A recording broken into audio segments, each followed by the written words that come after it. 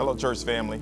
I'm Michael Johnson from the Church of the Advent, where our senior pastor is superintendent of the New Way District, Dr. YDB Thurgood Jr., and our leading lady is missionary Nakisha Thurgood. And I want to welcome you to the Hour of Victory Sunday School.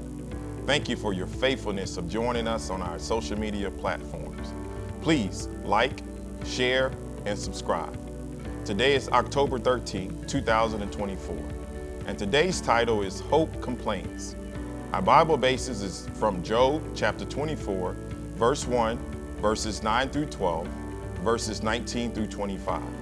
The Bible truth states, God takes care of the unjust and saves the needy and gives the poor hope in the battles they are waging. Our memory verse is from Job chapter 24, verse 1, and it reads in the King James Version, Why? Seeing times are not hidden from the Almighty. Do they that know him not see his days? Before I read our Bible text, we recommend you read these additional scriptures. Job 5, Job 14, 7 through 22, Jeremiah 14, 14 through 22, Jeremiah 15, 10 through 18, Psalm 55, 1 through 8, and Psalm 55, 12 through 23, and incorporate the insights gained into your study of the lesson. On to our focus text in the King James Version, Job chapter 24, starting at verse 1. Why? Seeing times are not hidden from the Almighty. Do they that know him not see his days? Jumping down to verse 9. They pluck the fatherless from the breast and take a pledge of the poor. They cause him to go naked without clothing, and they take away the sheaf from the hungry, which make oil within their walls and tread their winepress and suffer thirst. Men groan from out of the city, and the soul of the wounded cries out. Yet God layeth not folly to them. Jumping to verse 19. Drought and heat consumes the snow waters, so doth the grave that which have sinned. The womb shall forget him, the worm shall feed sweetly on him. He shall be no more remembered, and the wicked shall be broken as a tree. His evil entreateth the barren not, and does not go to the widow. He draweth also the mighty with his power. He rises up, and no man is sure of his life. Though it be given him to be in safety, whereon he rested, yet his eyes are upon their ways. They are exalted for a little while, but are gone and brought low. They are taken out of the ways as all others, and cut off as the top of the ears of corn. And if it be not so now, who will make me a liar, and make my speech nothing worth? Amen to God's holy word. We're in the book of Job again this week. Every time I start reading Job chapter 1, I wonder, why do bad things happen to good people? Do you ever think about that? Most of us have a cultural assumption. Be a good person and good things will happen. Be a bad person and bad things will happen, right? But this is an incorrect assumption that does not match up with the world in which we live. Am I the only one who ever thought about that? Have you asked yourself a similar question? Why do bad things keep happening to me when I'm always trying to do the right thing? As a Christian, one of the questions I hear most often from people is, why does God allow bad things to happen to good people? We know that God is compassionate and loving. We know that God is holy, Isaiah 6 and 3. He is just, Revelation 6 and 16, and merciful, Romans 3, 23 through 24. Because of who God is, he would not directly cause pain or suffering in our lives.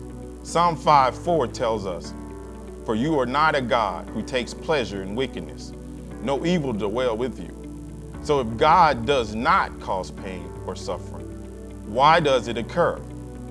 That leads us to Job chapter 24, verse 1. Since time are not hidden from the Almighty, why do those who know him see not his days. The sense of this difficult verse seems to be, since God knows and will judge everything, why are the godly kept in the dark about his ways?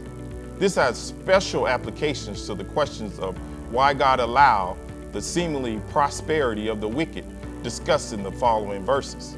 Now, in a vivid description, Job describes the heartless oppression inflicted upon by the poor by the godless.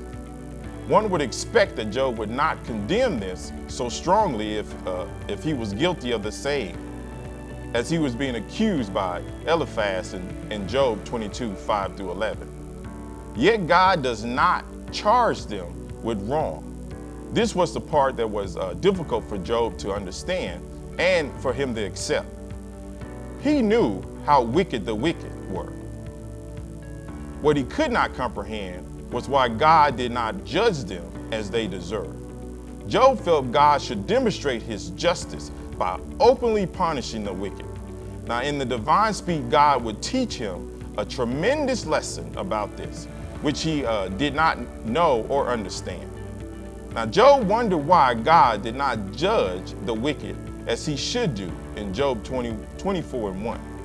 Here, it is as if Job was giving God advice on how he should judge the wicked.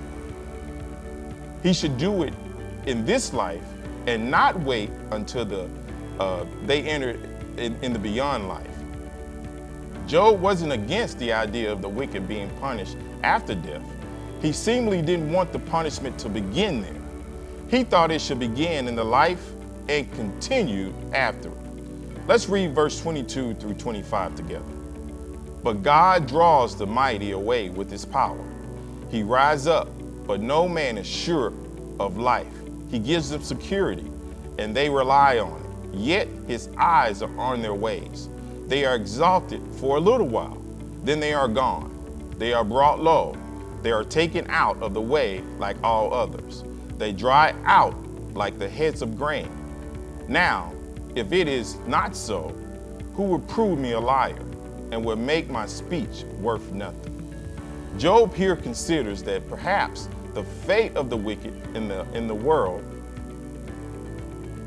beyond was retribution enough for the scales of the divine justice. Yes, the wicked seem to prosper in this life, rise up, yet at the same time, no man is sure of his life.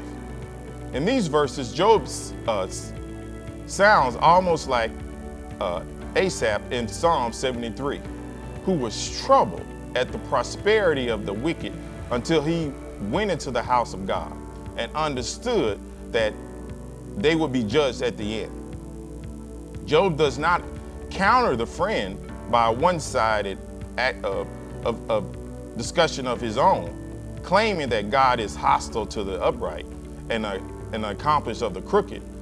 His position is more balanced, but more baffled. He simply cannot see how God's justice works out in his own case.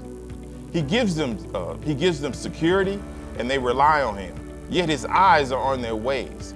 Job reminds himself that God was not blind to the sins of the world or to the wicked, and even if they did seem to prosper well, it was only in this life.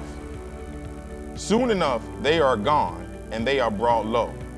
The sense from Job is that God allowed such prosperity to some of the wicked to increase their ultimate judgment. He does indeed gives them security, and they do rely on it, but they end up as dry heads of grain. Now, if it is not so, who would prove me a liar?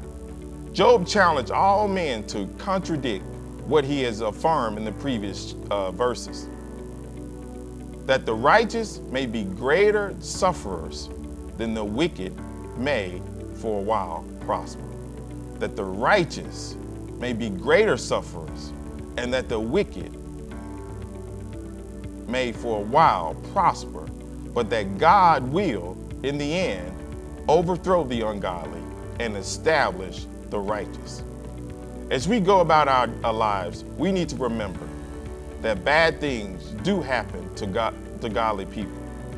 And this is because of the fall, because of Satan's place in this world, and because of the actions of ourselves and others.